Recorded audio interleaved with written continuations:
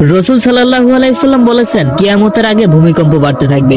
কল্পনা করতে পারছেন যে শব্দটা আজ আমরা ভয় পাই, সেই ভূমিকম্প রাসূল সাল্লাল্লাহু আলাইহি সাল্লাম 1400 বছর আগেই এর রহস্য বলে গিয়েছেন। ভূমিকম্প শুধু একটি প্রাকৃতিক ঘটনা না, ইসলামে এর ভিতরে লুকানো আছে অদৃশ্য এক সতর্কবার্তা। কোরআনে আল্লাহ বলেন, তোমরা কি নিরাপদ মনে করো? আল্লাহ তোমাদেরকে পৃথিবী সহ ধসিয়ে দেবেন। সূরা মুলক আয়াত 16। এই আয়াতেই বলে দেয় ভূমিকম্প আল্লাহর এক নিদর্শন, কখনো পরীক্ষা, কখনো সতর্কতা, আর কখনো গুনাহের ফল। রাসূল সাল্লাল্লাহু আলাইহি সাল্লাম আরো বলেছেন, যখন কোন জাতির মাঝে জিনা, সুদ আর অশ্লীলতা ছড়িয়ে পড়ে, তখন আল্লাহর শাস্তি নেমে আসে। এই শাস্তির একটি রূপ ভূমিকম্প।